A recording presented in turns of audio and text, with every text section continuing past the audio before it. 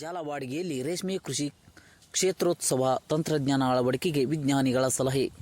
ಗದಗ ಜಿಲ್ಲೆಯ ಮುಂಡ್ರಗಿ ತಾಲೂಕಿನ ಜಾಲವಾಡಿಗೆ ಗ್ರಾಮದಲ್ಲಿ ರೇಷ್ಮೆ ಇಲಾಖೆ ಹಾಗೂ ಕೇಂದ್ರ ರೇಷ್ಮೆ ಮಂಡಳಿ ಸಹಯೋಗದಲ್ಲಿ ನನ್ನ ರೇಷ್ಮೆ ನನ್ನ ಹೆಮ್ಮೆ 2.0 ಅಭಿಯಾನದಡಿ ರೇಷ್ಮೆ ಕೃಷಿ ಕ್ಷೇತ್ರೋತ್ಸವ ಮತ್ತು ತಂತ್ರಜ್ಞಾನ ವರ್ಗಾವಣೆ ಜಾಗೃತಿ ಕಾರ್ಯಕ್ರಮ ಯಶಸ್ವಿಯಾಗಿ ನಡೆಯಿತು. ಕಾರ್ಯಕ್ರಮದಲ್ಲಿ ಸುತ್ತಮುತ್ತಲಿನ 8 ರಿಂದ 10 ಗ್ರಾಮಗಳ 100 ರೇಷ್ಮೆ ಬೆಳೆಗಾರರು ಭಾಗವಹಿಸಿ ರೇಷ್ಮೆ ಕೃಷಿಯಲ್ಲಿ ಉತ್ಪಾದಕತೆ ಹೆಚ್ಚಿಸುವ ಆಧುನಿಕ ತಂತ್ರಜ್ಞಾನಗಳು ಹಾಗೂ ವೈಜ್ಞಾನಿಕ ಕೃಷಿ ಪದ್ಧತಿಗಳ ಕುರಿತು ತಜ್ಞರಿಂದ ಮಾಹಿತಿ ಪಡೆದರು. ಪ್ರಗತಿಪರ ರೈತ ಹನುಮಂತ ಪಾಟೀಲ್ ಅವರ ರೇಷ್ಮೆ ತೋಟ ಹಾಗೂ ಶೆಡ್ಗಳಲ್ಲಿ ನಡೆದ ಕ್ಷೇತ್ರೋತ್ಸವದಲ್ಲಿ ಬೆಂಗಳೂರಿನ ಕೇಂದ್ರ ರೇಷ್ಮೆ ಮಂಡಳಿಯ ತಂತ್ರಜ್ಞಾನ ಅಧಿಕಾರಿ ಸಂತೋಷ್ ಮುಗ್ದಮ್ ಅವರು ರೈತರಿಗೆ ಹಲವು ಪ್ರಮುಖ ಸಲಹೆಗಳನ್ನು ನೀಡಿದರು. ಪ್ರತಿ 3 ವರ್ಷಕ್ಕೊಮ್ಮೆ ಮಣ್ಣು ಪರೀಕ್ಷೆ ಮಾಡಿಸುವ ಮೂಲಕ ಮಣ್ಣಿನ ಗುಣಮಟ್ಟ ಹಾಗೂ ಪೋಷಕಾಂಶಗಳ ಸ್ಥಿತಿಯನ್ನು ತಿಳಿದುಕೊಂಡು ಅದರ ಆಧಾರದ ಮೇಲೆ ಗೊಬ್ಬರ ಬಳಕೆ ಮಾಡಬೇಕೆಂದು ಅವರು ಸಲಹೆ ನೀಡಿದರು. ರಾಸಾಯನಿಕ ಗೊಬ್ಬರಗಳ ಬಳಕೆಯನ್ನು ಸಾಧ್ಯವಾದಷ್ಟು ಕಡಿಮೆ ಮಾಡಿ ಕೊಟ್ಟಿಗೆ ಗೊಬ್ಬರ ಹಾಗೂ ಸಾವಯವ ಗೊಬ್ಬರಗಳಿಗೆ ಹೆಚ್ಚಿನ ಆದ್ಯತೆ ನೀಡಬೇಕು. ಇದರಿಂದ ಮಣ್ಣಿನ ಫಲವತ್ತತೆ ಕಾಪಾಡುವುದರ ಜೊತೆಗೆ ರೇಷ್ಮೆ ತೋಟದ ಉತ್ಪಾದಕತೆಯನ್ನು ಹೆಚ್ಚಿಸಲು ಸಹಕಾರಿಯಾಗುತ್ತದೆ ಎಂದು ತಿಳಿಸಿದರು. ರೇಷ್ಮೆ ಹುಳು ಸಾಕಾಣಿಕೆ ಶೆಡ್ನಲ್ಲಿ ಸ್ವಚ್ಛತೆ ಕಾಪಾಡುವುದು ಅತ್ಯಂತ ಅಗತ್ಯ ಎಂದು ತಜ್ಞರು ತಿಳಿಸಿದರು. ಹೊಲದಿಂದ ತಂದು ಕೊಟ್ಟ ಹಿಪ್ಪು ನೇರಳೆ ಸೊಪ್ಪನ್ನು ತಕ್ಷಣವೇ ರೇಷ್ಮೆ ಹುಳುಗಳಿಗೆ ನೀಡದೆ ಶೆಡ್ಡಿನ ಪಕ್ಕದಲ್ಲಿ ಸ್ವಲ್ಪ ಸಮಯ ಇಟ್ಟು ನಂತರ ನೀಡಬೇಕು. ಈ ಕ್ರಮದಿಂದ ಉಜ್ಜಿ ನೊಣದ ಬಾಧೆಯನ್ನು ನಿಯಂತ್ರಿಸಲು ಸಾಧ್ಯವಾಗುತ್ತದೆ ಎಂದು ಅವರು ಸಲಹೆ ನೀಡಲಾಯಿತು.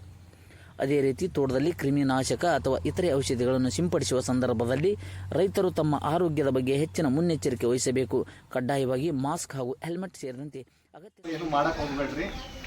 ಈವನ್ ನಾವು ಇದನ್ನ ಗಿಡಕ್ಕೆ ಹೊಡೆದಿದ್ದೇ ಮಣ್ಣೊಳಗೆ ಹೋಗತ್ರಿ ಭಾಳಷ್ಟು. ಅದೇ 3-4 ವರ್ಷ ಹಂಗೆ ಉಳಿದ್ಬಿಡುತ್ತೆ. ಸೊ ಅದಕ್ಕೆ ಮಣ್ಣಿನ ಗಿಡಕ್ಕೆ ಹೊಡೆಯುವಾಗಲೂ ನೀವು ನೋಡ್ಕೋಬೇಕಿದ್ರೆ ನಮ್ಗೆ ಎಷ್ಟು ಔಷಧಿ ಹೊಡಿಬೇಕು ಬೇಡ ಅಂತ ನೋಡ್ಕೊಂಡು ಆದಷ್ಟು ನೀವು ನೈಸರ್ಗಿಕ ಏನು ಉಪಚಾರಗಳಲ್ಲ ಅದನ್ನು ಮಾಡ್ಕೊಡ್ರಿ. ನಿಸರ್ಗದಾಗ ಭಾಳಷ್ಟು ಇದಿದೆ ರೀ. ಅದನ್ನೇ ಗುಲ್ಗಂಜಿ ಹುಳ ಇರ್ಬೋದು, ಕ್ರೈಸೋಪಿಡ್ ಹುಳ ಇರ್ಬೋದು, ಅಥವಾ ಬೇವಿನ ಎಣ್ಣೆ ಇರ್ಬೋದು, ಆ ಥರ ಎಲ್ಲ ಇದ್ದಿದ್ದು ಅದನ್ನು ಬಳಸ್ರಿ. ಇಲ್ರಿ ಅದೆಲ್ಲ ಆದ ಕೂಡಲೇನು ಹತೋಟಿ ಆಗಿಲ್ಲ, ಕಡಿಮೆ ಆಗಿಲ್ಲ ಅಂದ್ಕೂಡಲೇ 1-2 ಸಲ ನೀವು ಕೆಮಿಕಲ್ ಏನಿದೆಯಲ್ಲ ಅದನ್ನು ಹೊಡಿಬೋದು ಅಷ್ಟೇ. ಬಟ್ ಕೆಮಿಕಲ್ ಹೊಡೆದ್ರೆ ನೀವು ಎಲೆ ಏನಂದ್ರೆ 15-20 ದಿವಸ ಬಳಸೋಕ್ಕಾಗಲ್ಲ. ಬೇರೆ ಏನಿದೆಯಲ್ಲ 1 ವಾರ ಬಿಟ್ಟು ನೀವು ನೈಸರ್ಗಿಕ ಏನು ಉಪಚಾರಗಳಿದಾವಲ್ಲ ಅದನ್ನು ಯೂಸ್ ಮಾಡಿದ್ರೆ 1-5-6 ದಿವಸ ಬಿಟ್ಟು ನೀವು ಎಲೆ ತಗೋಬಹುದು, ಹುಳಕ್ಕೆ ಹಾಕ್ಸ್ಬೋದು, ಹುಳಕ್ಕೆ ಮೇಯಿಸ್ಬೋದು ಅದನ್ನು. ಸೊ ಈಗ ನಾ 2-3 ನಿಮ್ಗೆ ಹೇಳಿದೆ, ನುಸಿ ಬಗ್ಗೆ ಆಗಲಿ ಅಥವಾ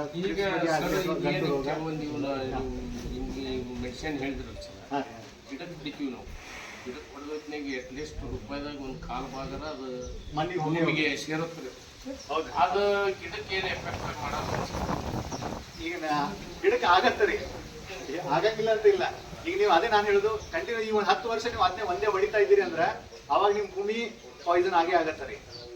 ಆವಾಗ ಒಂದೊಂದ್ಸಲ ಏನಾಗುತ್ತೆ, ನಾವು ಇಲ್ರಿ ನನ್ನ ಹೊಲದೊಳಗಿಂದ ನಾ ಎಲೆ ತೊಗೊಂಡು ಬಂದಿದ್ರಿ ಹಾಕಿನಿ ಮತ್ತೆ ಉಳಕ್ಕೆ ಈ ತರ ಆಯ್ತು ಅಂತ.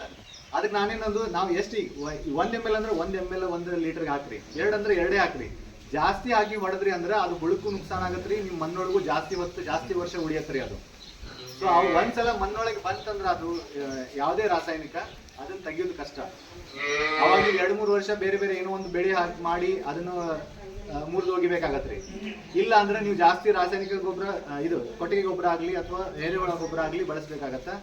ಆವಾಗ ನೀವು ನಿಮ್ಮ ಮಣ್ಣಿನ ಫಲವತ್ತತೆಯನ್ನು ಕಾಪಾಡ್ಕೋಬಹುದು.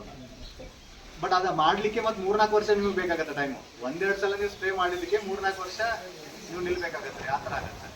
ಸೊ ಅದಕ್ಕೆ ರಾಸಾಯನಿಕ ಔಷಧಿ ಏನಿದೆಯಲ್ಲ ಎಷ್ಟು ಬೇಕು ಅಷ್ಟೇ ಉಪಯೋಗಿಸ್ರಿ, ಜಾಸ್ತಿ ಏನಿಲ್ಲ. ಇಲ್ಲ ಅಂದ್ರೂ ಕಡಿಮೆ ಆಗತ್ತೆ ರೀ, ಕ್ರಮೇಣ ಕಡಿಮೆ ಆಗತ್ತೆ. ನೀವು ಯಾವುದೇ ರೋಗ ಆಗಲಿ ಹುಳ ಆಗಲಿ ಬಂದ್ರೂ ನೈಸರ್ಗಿಕವಾಗಿ ಭಾಳಷ್ಟು ಉಪಚಾರಗಳು ಅದನ್ನ ಮಾಡಿ ಕಡಿಮೆ ಮಾಡ್ಕೋಬಹುದು.